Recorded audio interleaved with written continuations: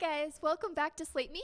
I'm your host Samantha here, and for today we have a couple of cool guests. But before we get jumping into our first guest, I have a a person that you probably might recognize his name. His name is Levi Bowling, and on the first episode of this season, we tried to get him into a Skype interview, and the connection was just not great. So we caught him on an off day, and we pre-recorded an interview yesterday. And I hope you like it, and then we'll jump right back into the live show.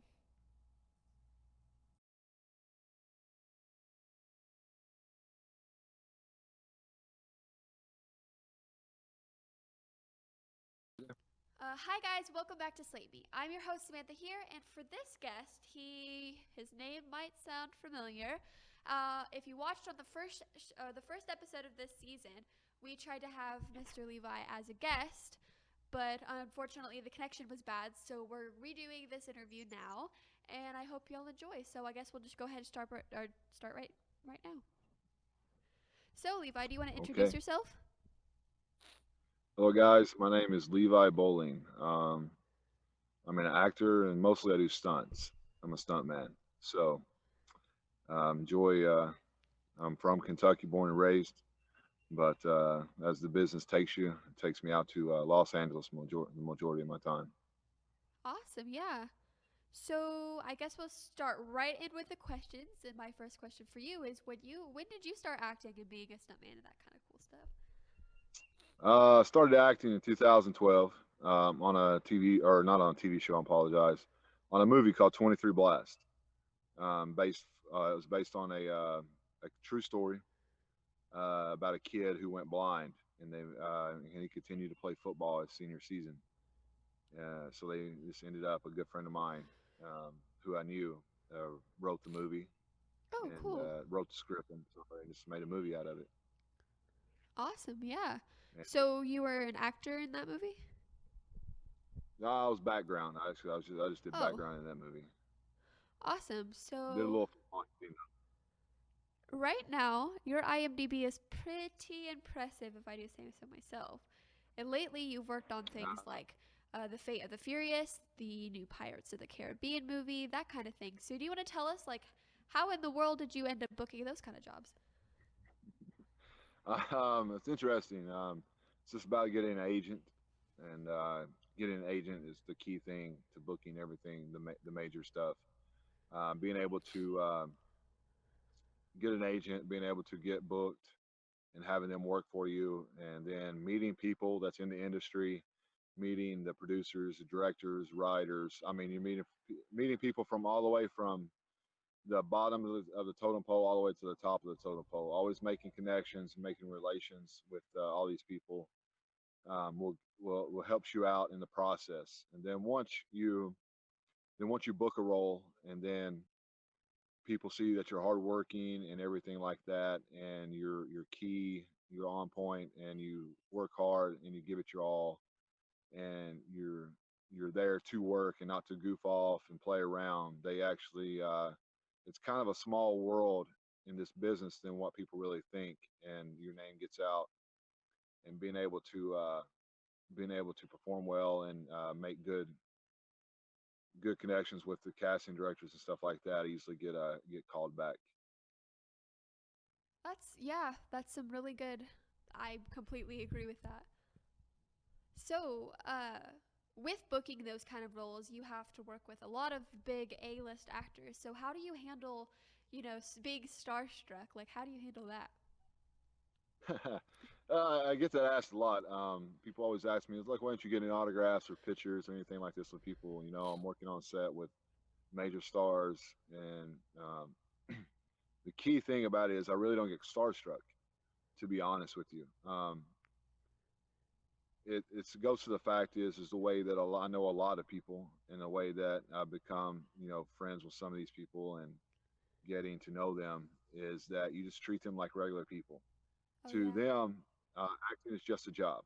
So it's just their job, and you treat them like regular people.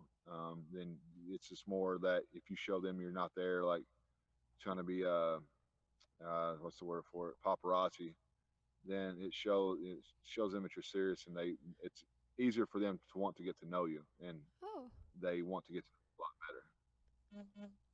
Awesome. Yeah. So my next question is, since you do acting and stunts, so I don't know if you get this question a lot, but do you prefer acting or being a stuntman? That's a good question. I actually like both, to be honest. I really love stunts, to be honest. I love acting, and that's going to always be something I'm going to enjoy. But here lately, I really just enjoy doing stunt. I really love stunts. I really being able to perform, being able to do things that certain people can say they will never do in their entire life. That's true. Um, do yeah, I get to drive fast cars. I get to drive. I get to jump from planes, skydive. I get to cliff dive. I get to do so many things. It's just that's one of the things I really got into stunts for, is to really face my fears, and then it's just I just love it. I just love doing stunts. I love fighting, having a background in fighting, martial arts, boxing, etc. It just keeps the passion alive. Awesome. Yeah. So I'm kind of interested. Like, what is your favorite set you've ever worked on? My favorite set, probably the TV show Kingdom. To be honest, Kingdom it's the last and final season is out now. It's working with the actors there and everything. It was really awesome. It was a more laid back set. It was more how do I say? It's more involved with you were more involved with the main actors and everything like that. They were more involved with people from the background actors to everything. They were always socializing.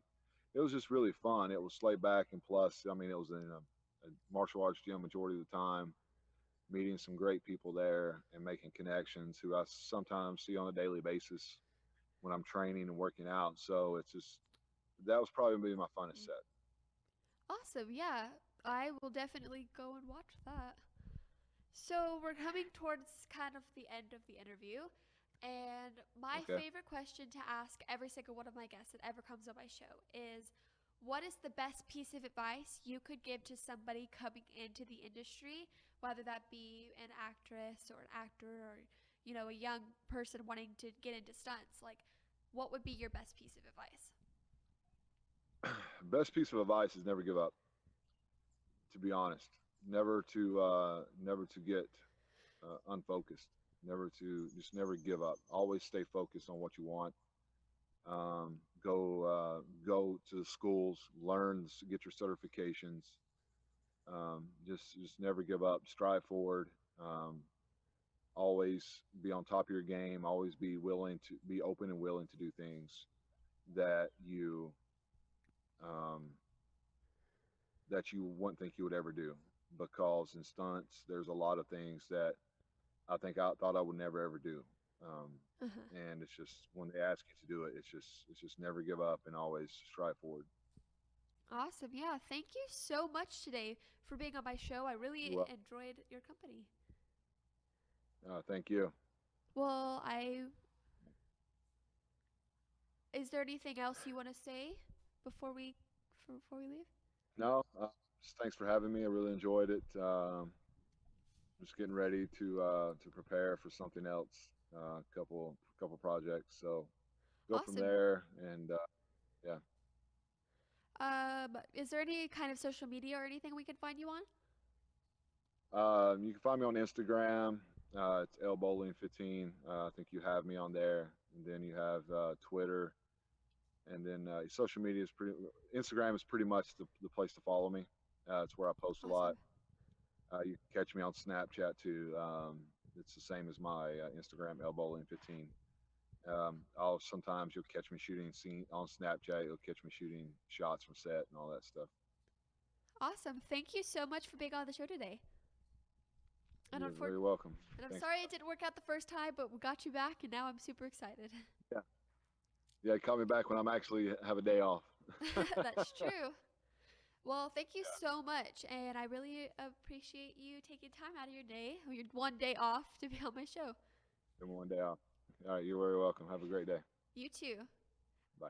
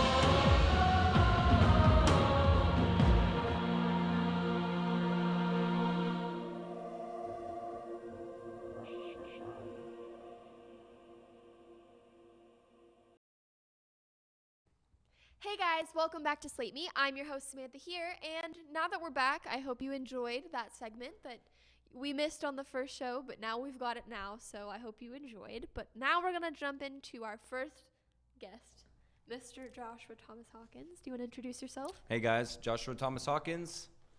I'm an actor based out of San Antonio. Awesome. Ooh. Well, I got some questions for you today. Are you prepared? I got some answers, hopefully. Awesome. Perfect. So, first question, pretty basic. How did you get into acting, and when was that? How'd that happen? All right. I got into acting about 3 years ago. When I ETS'd from the Army, I did my 8 years in the Army, got out, and I was sitting around my house one day, and I was just like, what do I want to do with my life? And I had an idea. I was like, you know what? I want to be an actor. And so I was thinking in my head, I was like, well, if I don't do it, then it's for sure not going to happen. So I at least have to give it a good shot. So what I did is I had my mom take some pictures of me, and I Googled agencies in San Antonio, and I sent them my photos, and I got about 3 or 4 that wanted me to come in and audition for them. And they wanted me to make like a 30 to 60-second commercial. And my mom makes her own soap, and so I did it on my mom's soap, and I actually did it kind of funny. I was like, my mom's soap is dope. And yeah, I had one agency, she called me back like 2 days later, wanted to sign me for like a 2-year contract. Oh yeah, that's cool. Yeah. So, you've worked on projects including Men, Women, and Children with Adam Sandler, HBO's The Leftovers, and American Crime. So, tell me, what is the experience working on such big sets like that? It's kind of intimidating at first, like, because not knowing anything going on there, it's just like, what's going on, Help. But then after going on set, working a few times, you see how everything works, and you kind of just pick it up, and it just becomes easier and easier and easier, and you just kind of learn the ropes, or that's kind of what I did. Awesome, yeah. So on top of being an actor, you're also a full-time father. Yes. Of a little 7-year-old. So how do you juggle, everyday life on top of being an actor? It's hard because I'm sure like when you have to go in for audition, like they can literally call you like the night before. Yeah, like, for sure. And you have to make it there. So I mean, it's not easy, but I always find a way to make it work. I'll call my parents or something. Hey, will you watch my son for a few hours while I go audition, or I'll figure it out one way or another. Awesome, yeah. So when I was doing research for these questions, on your IMDb, you're basically a cat with 9 lives and have brushed death like 8 million times. Please explain. Like, honestly, I'm just like... Where do I start? I've been in numerous car accidents where, yeah, it's just been really bad. I'm surprised I made it out of that. I was in a really bad house fire that almost took my entire family out. It was real crazy. And just, yeah, being overseas and everything like that. Yeah, crazy. Yeah, I saw that on IMDb and I was like, wait, what? So, as I mentioned earlier, you've worked on some pretty big sets. Do you ever get starstruck, or how do you handle that? No, not really, because you don't want to be celeb tripping, right? Yeah. So like half the time I don't even know it's a celebrity. I'm so gullible, right? I'm just like, I think they're just another person. Yeah. When I worked on Men, Women, and Children, I didn't even know I was going to be doing the scenes with Jennifer Garner. And when I showed up to set, it was 5 o'clock in the morning. So I'm sitting there half asleep still. And this lady walks by and she winks at me and smiles and just keeps on walking. And I was like, and there's this stand-in next to me. And I was like, hey, who was that? And he was like, are you kidding me, dude? That was Jennifer Garner. And I was like, I don't know. Oops. I know. Oops. But she was she ended up being such a nice lady. She was one of the nicest people I've ever met. And she's actually from Houston. Ooh, which is pretty cool. Fun fact. Yep. Awesome. So I'm keeping the interviews today pretty short.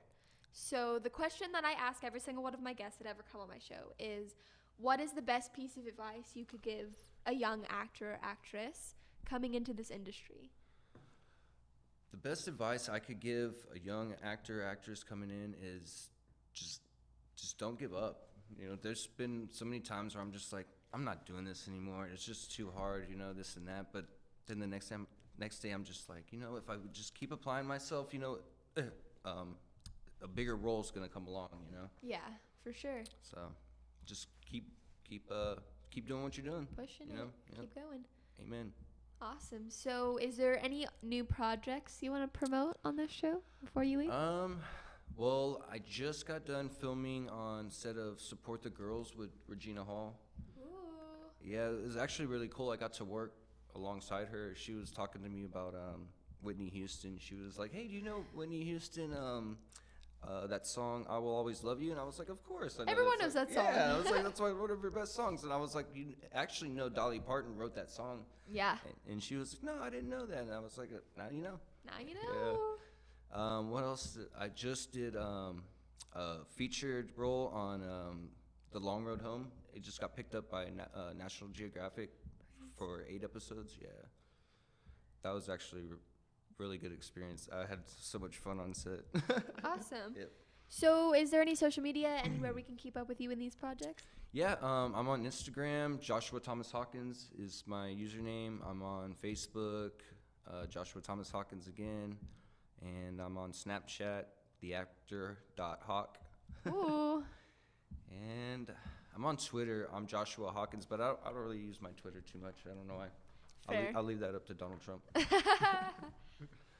Well, thank you so much for being on the show today. Oh, yeah, I've had fun. Awesome, Thank thank you. And you came all the way from San Antonio, so that Yes, was a I little did. bit of a long drive. Yeah, So, well, thank you so much. Oh, yeah, I really definitely. appreciated it. I had fun.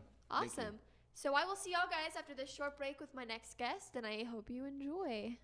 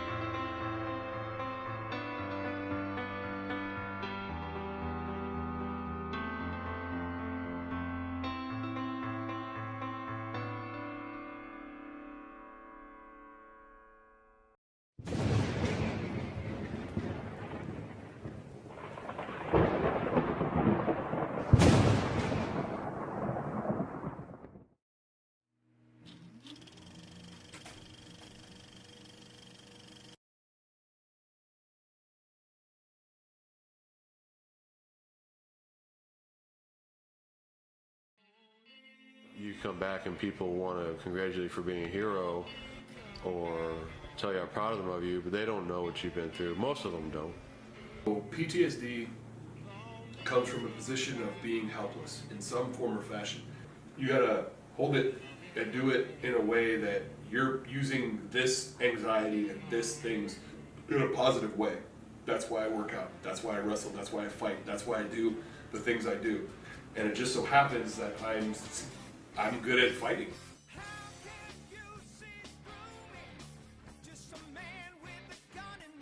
Pro wrestling has helped me so much in regards to dealing with my PTSD. Dynamite is a good guy, blue collar, hard worker dude. Who is Mr. Studtacular? I'm young, somewhat, 28. But I think I'm fairly attractive. I'm very charismatic. So it's like, well, I had this idea. What if I was a clown? It's all the things that I want to say, but because I'm wearing clown paint, nobody gives a shit. There'd be guys standing there and be like, hey, you know what? Your girl's gonna get all hot watching a real man, then maybe you'll get lucky tonight, because God knows I don't want her. I had a AK 7.62 round going between my legs. That was my biggest fear, never having a family. I never told my wife. One of my best friends that I went to Iraq with told her, and she's like, so you're saying we could have never had kids? I vividly remember these kids playing soccer maybe 10 feet from the highway we were on, and this IED goes off, just thunderous explosion, gray smoke everywhere. 4 or 5 kids were playing soccer. There was absolutely nothing there anymore but blood. Just blood everywhere.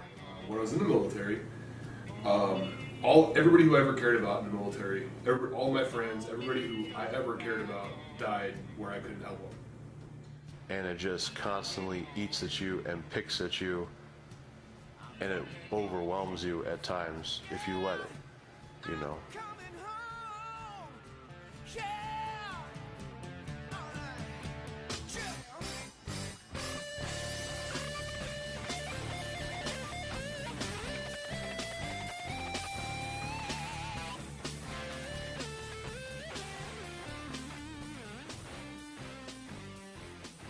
Don't sit and dwell on that shit, because you know what?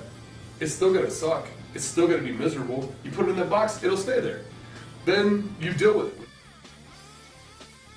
And I'm about to do something positive and badass because they can't. And that's why I gotta keep doing this shit.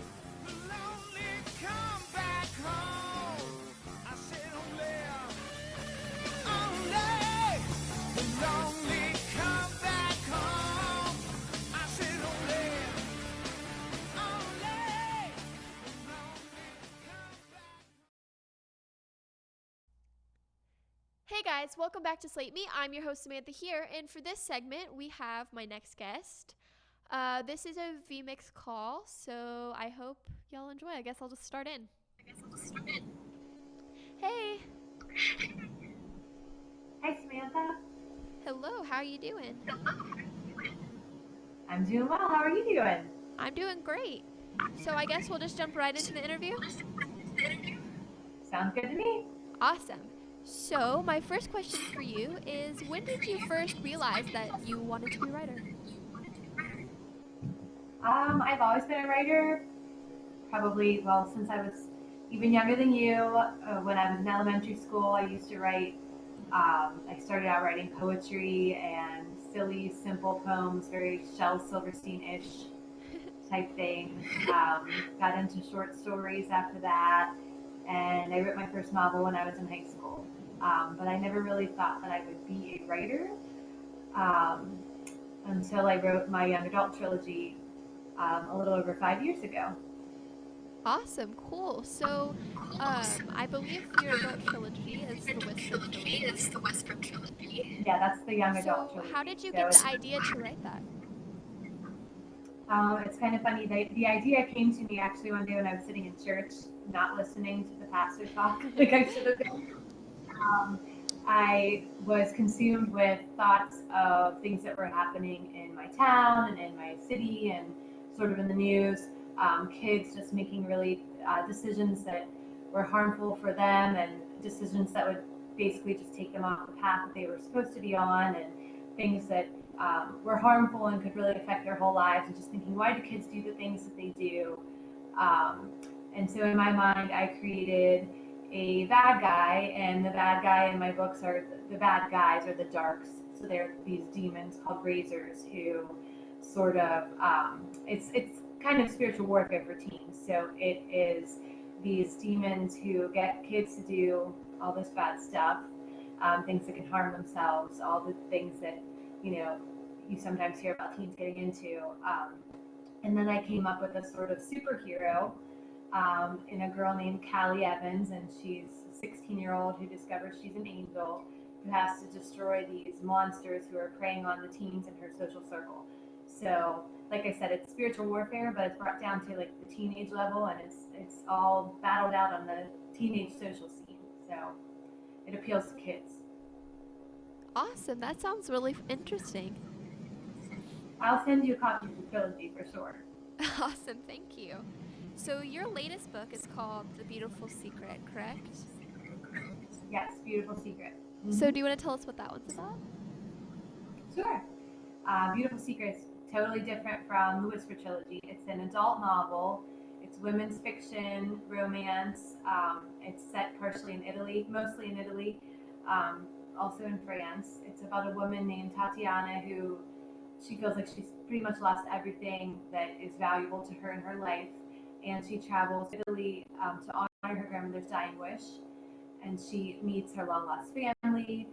She falls into this forbidden love affair, and she expects that she's going to walk through her grandmother's memories, the story that her grandmother has told her about her life. But instead, she discovers secrets that her grandmother never told, and just is able to, through this love affair that she falls into, she ends up being able to experience joy again, and she has to make some big decisions at the end about whether she's going to stay or go. So it's a family drama with forbidden secrets and forbidden love and a lot of family secrets. So that's a beautiful secret. And so you are also a mother and a wife of 3 daughters who are also aspiring actresses. So how do you find time to still be a writer but also be, a stay-at-home mom?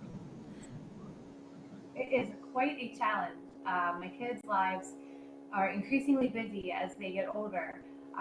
My oldest has been acting since she was in first grade. My middle child is 11, and she's also been acting since first grade.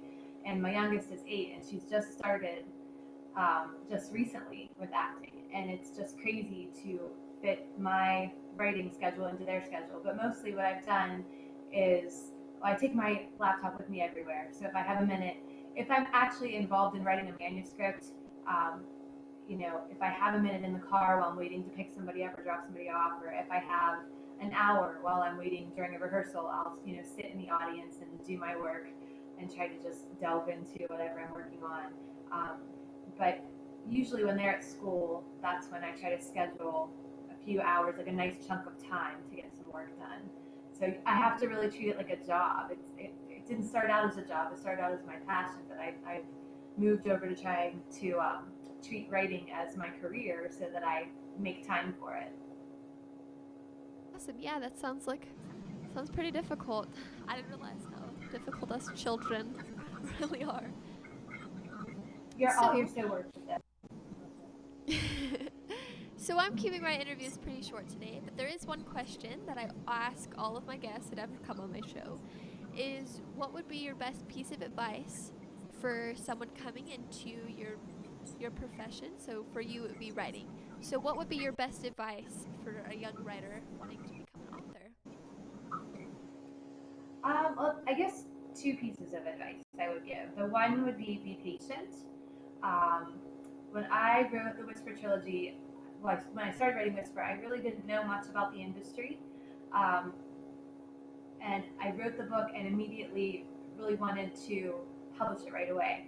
And it was the first thing I ever wanted to publish, so I was excited to do this. And I didn't probably spend enough time on that end of it as I could have. And I think you have to realize when you're in this field or any entertainment scene, which I'm sure you know, things can move very slowly and you have to just be patient and have perseverance.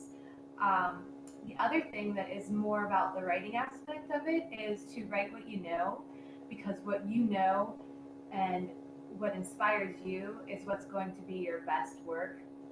Beautiful Secret was inspired by my many trips to Italy to visit my family there and my grandmother's story.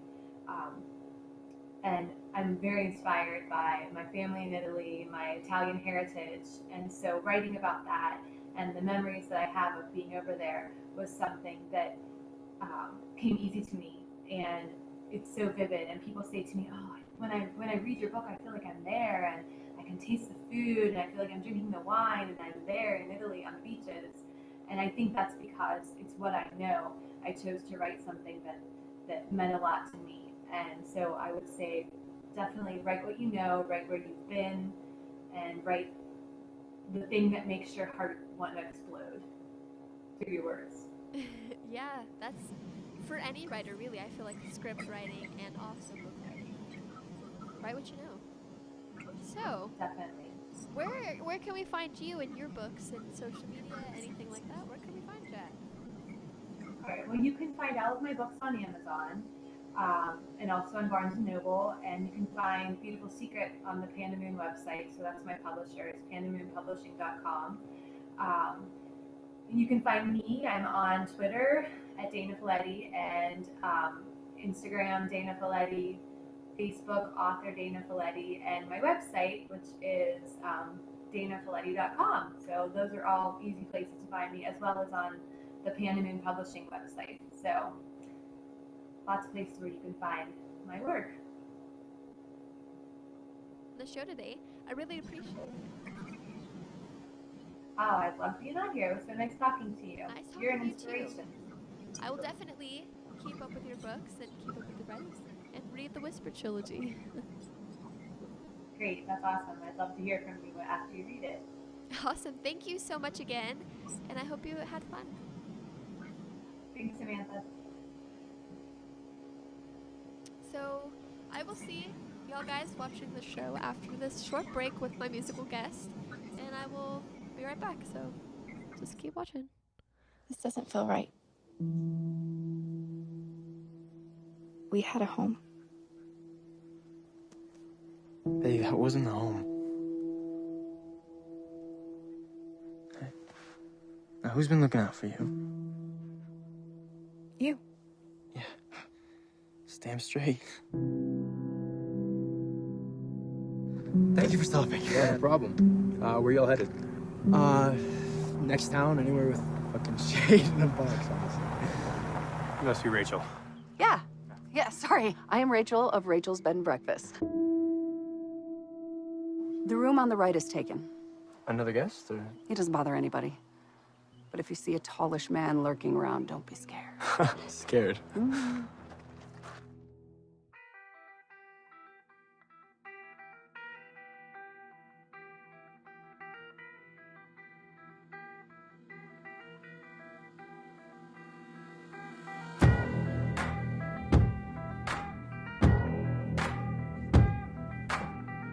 You're gonna have to get in the back, man.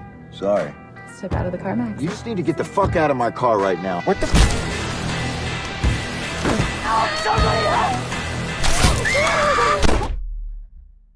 No one fucks with a royal cut.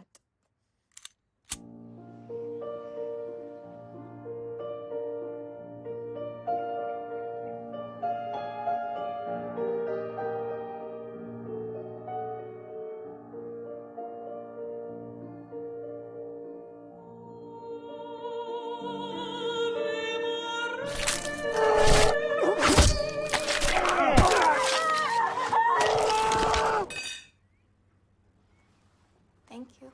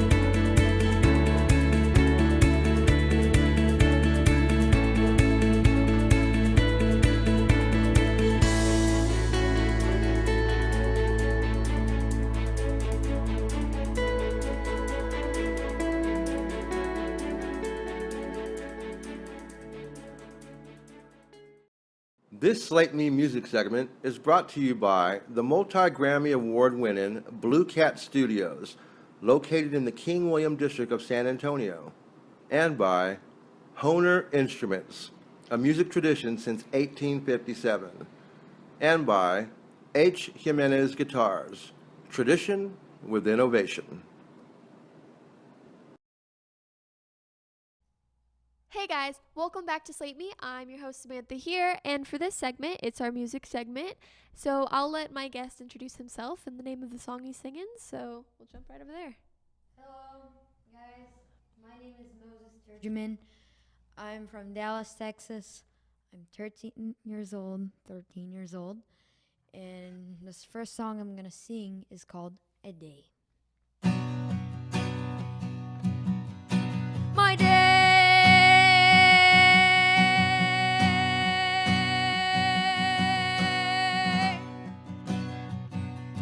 is a day I have a goal. It's a special day that has me good.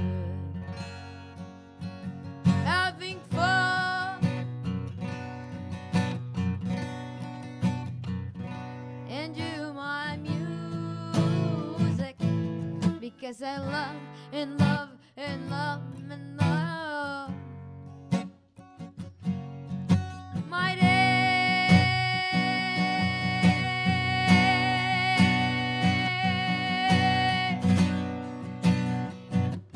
is the day I have a dream and I get it because I love and love and love and love.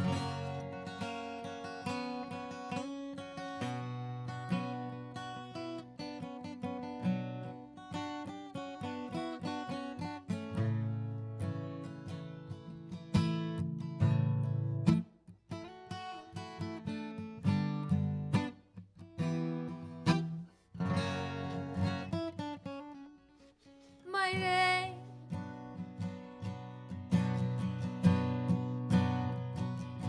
is a day I have a goal. My day is a day I have a dream.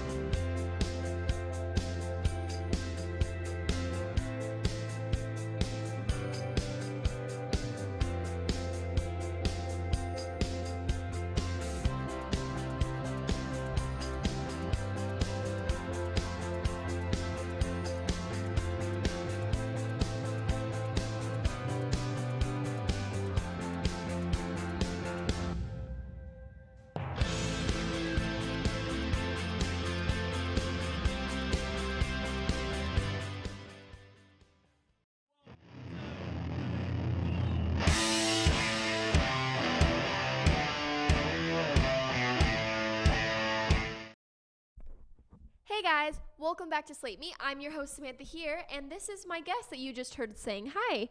Hi, what's up? Will you introduce yourself? My name is Moses Turgeman. I'm a singer-songwriter, and I have a band that plays with me and that leads me through shows from Dallas, Texas.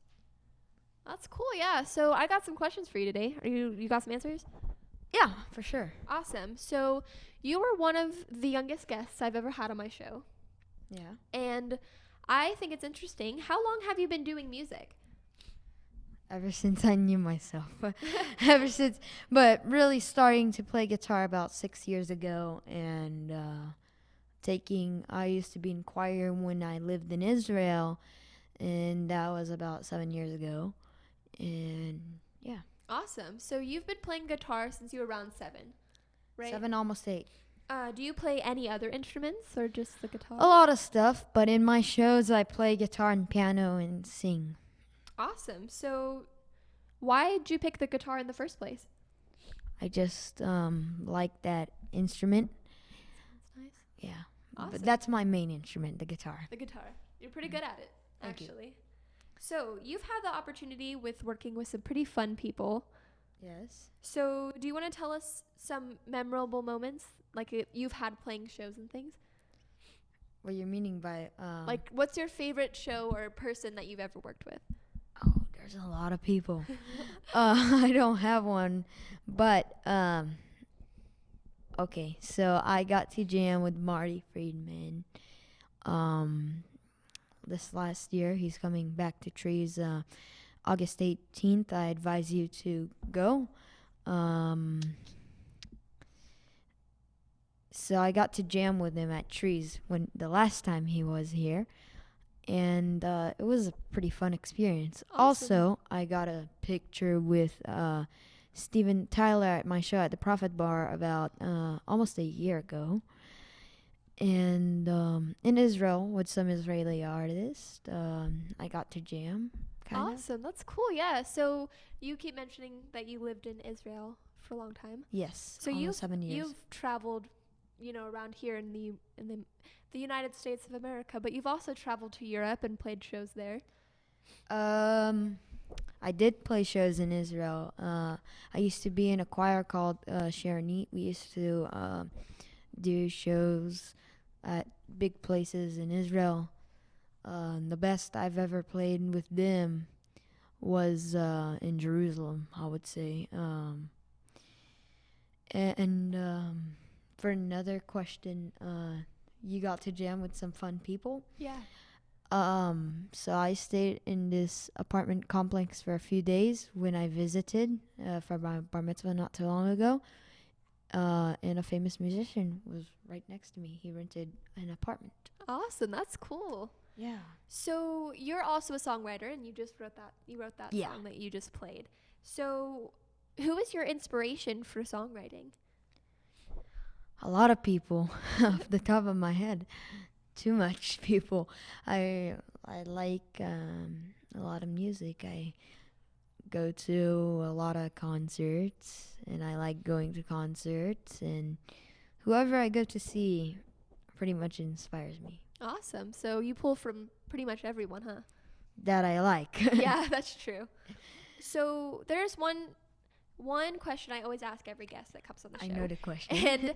And that's, what would be your best piece of advice? So have you thought about that one? This is going to be a long answer. I have a few answers for that. I have a song, the song that I just sang, that was A Day. And it says in it, my day is a day I have a goal. So make yourself a goal, people. I'm giving you advice. And it also says, my day is a day I have a dream. So make your dreams come true.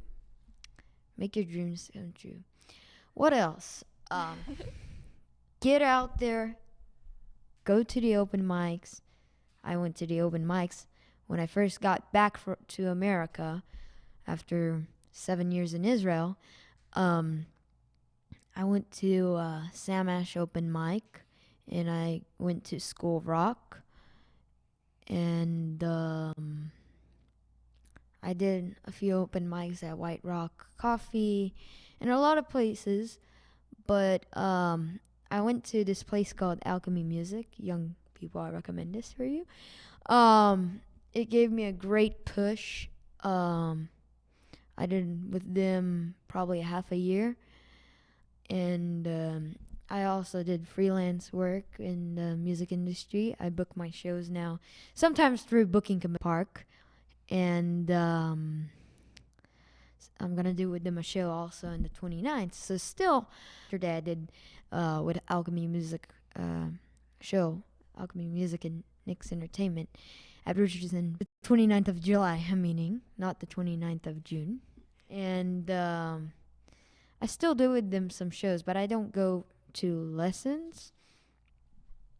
And I do lessons from private teachers of guitar and vocals. Awesome. So just keep going at it, huh? Yes. So right now, that's the end of the interview, basically. So right now, we're going to take a short break, and you're going to sing another song. Do you want to kind of explain what the next song is about? This is a blues song. It's one of the first songs I wrote. It's called Hey Hey Dude. I think mainly the song will tell itself, but it's about a person that tells to a person. Awesome. Something. Yeah. So just listen and you'll figure it out. So we will see you in just a short break, and we'll listen to this song. All right. Awesome. Thank you.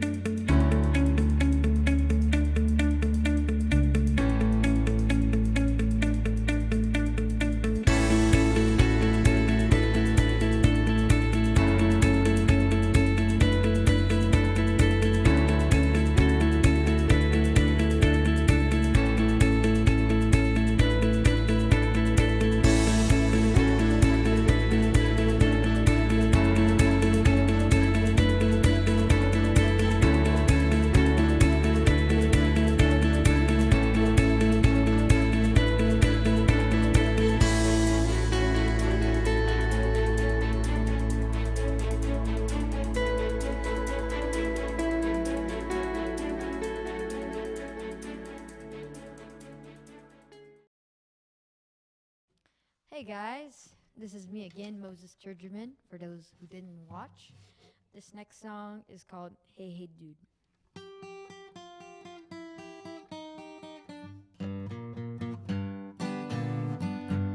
Hey hey hey dude, don't stop me again. Do your stuff, do it today. Don't have me again. Don't have me right now. Do what you gotta do, but don't do it right now. My friend, listen to me. So give me the blues. You know how to do it. So give me the blues.